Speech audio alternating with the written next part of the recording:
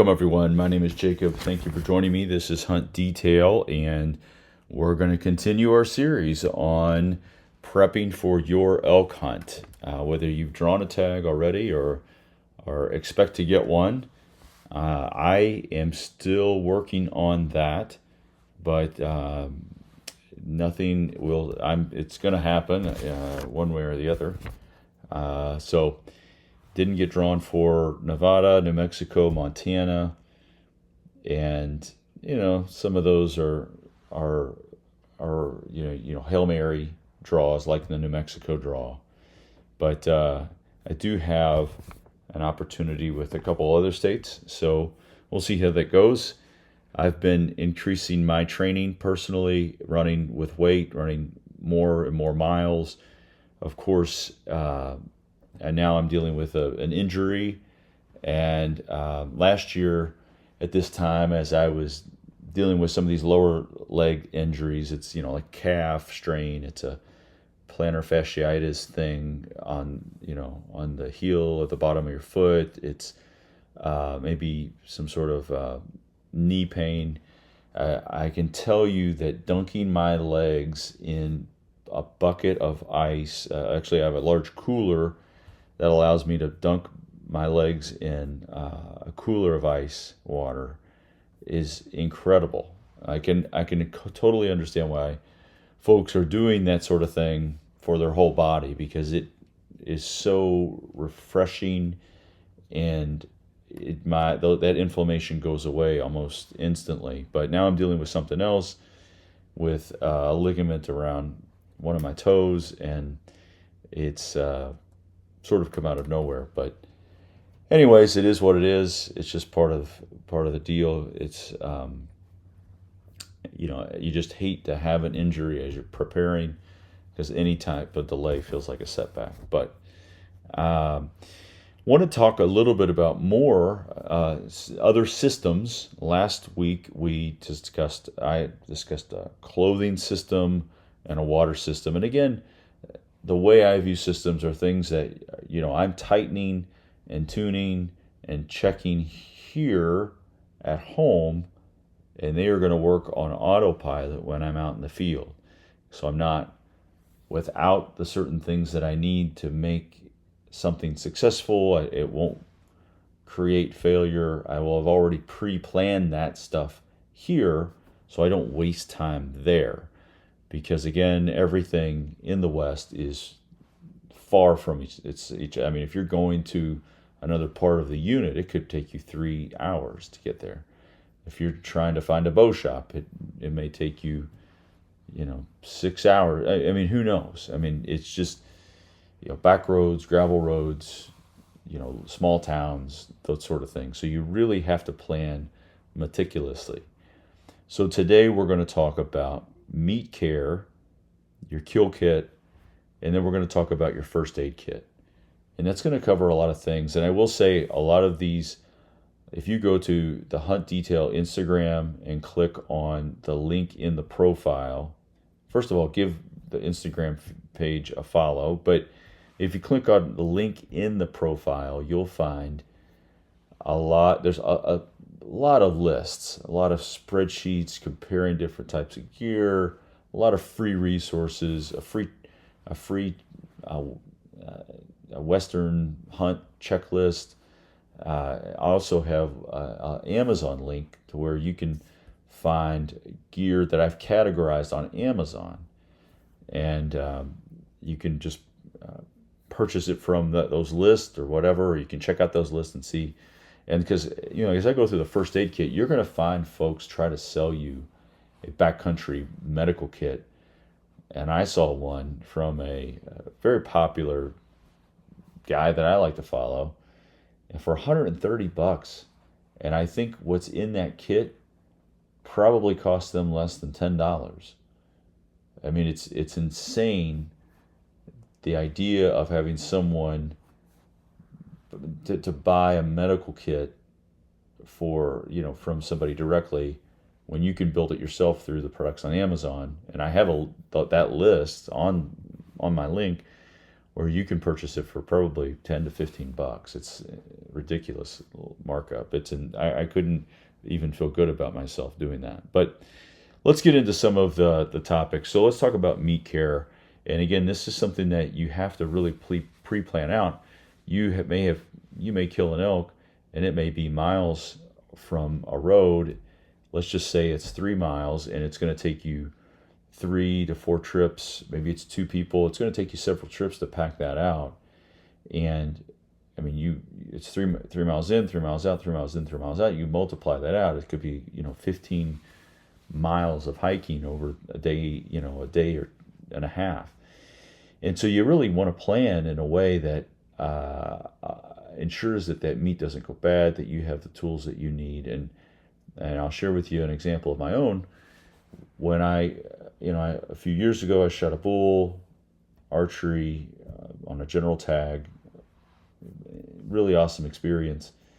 And I had packed contractor bags. And the reason why I packed those was because if you need to submerge your elk quarters in water to keep it cool, it's really helpful to have that and to have them. And in fact, I did have them. And we, in fact, needed that as an option because of we had never really packed out an elk, and we had wasted some time on something. And so, I carry at least one contractor bag in my meat care kit or kill kit, I would say. Obviously, you may want to keep a few more, or carry maybe more than one, but it allows you to tie that off, get that meat underwater if you need to, and that way, if you can come back for it the next day, and it's not going to be spoiled. It'll be ice cold underwater, as long as you're not letting water into that to touch that meat, because that's the one thing you definitely don't want is water running over the meat if you can avoid it. So I use the Argali game bags. It's a set of 5, and you'll need one for each quarter, and then the fifth one for neck meat and the back straps and tenderloins and whatnot, rib meat. And I really like the Argali game bags. I think they're around 80 bucks. You get 5 of them. They're big enough. What you'll often find is that the quarter bags with some of these game bag packages that are sold is that the 5th bag is rather small, and so or the bags themselves are really expensive. And this is really a combination of something that's inexpensive and really well thought out and lightweight. I mentioned the contractor bags. I like to have 2 knives, a fixed blade knife and a replaceable blade knife. And then along with that, I have a small work sharpener. I probably don't need all of that, but it's very small. I do keep some bandages and Quick Clot, just some Band-Aids, but Quick Clot in with the kill kit, just in case I do something dumb in terms of cutting with a knife.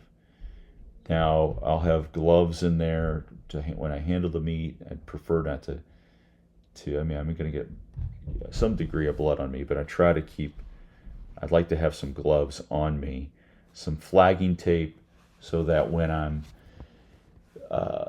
going back and forth, it's nice to mark that area with some flagging tape, and so I can see it from a distance away.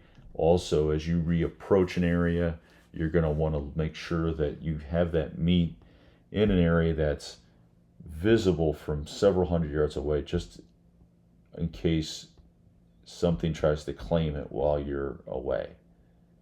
So, and you want to get this meat away from the carcass, and want to get it maybe on a point or in an area that does have some shade, but also gets a lot of wind, but also is an area that you can see as you approach it. You don't want it to be come around a corner and surprise a bear has claimed it and you're next. So flagging tape can help mark that and create visibility as you approach several hundred yards away. I like to having some cordage, 50, at least like 50 foot of cordage is helpful to hang those quarters if you want to get them off the ground. You could also set them up against a log or on a log or something to sort of get airflow on it or around it. And you'd be surprised, those evenings, those mornings are really cool, and that meat can get really, um, a nice cool to the touch and still not be ruined, even though the daytime might get up to 70. Large contractor zip ties that help close around the quarters to keep bugs and flies out and whatnot. And I will say that as you break down the animal, it's nice to have a large sheet of Tyvek to lay the quarters on. And so a roll of Tyvek at Lowe's or Home Depot will probably cost you $35. It's 100 foot, and that's probably your best value. Instead of trying to buy it on Amazon, they're going to charge you $35 for a 8x10 square or something, and that's ridiculous. So you can buy your own 100-foot roll and use that Tyvek for years and years and years. So it's basically housing wrap, and it's really inexpensive, and it's a nice, easy, light way to put the elk quarters on, and it's something clean and keeps dirt and debris off of it. I would also recommend having a small package of cayenne pepper. That is something that seems odd, and I've gotten people have laughed at me about this before, but if you coat your quarters in cayenne pepper, let's say you're doing this yourself and you can't get it in a game bag quickly enough, if you put cayenne pepper on the quarters, it'll actually keep the flies from landing on it and laying eggs on it. They don't like it, and you're not going to use that outer layer of that meat anyways because it's going to crust up.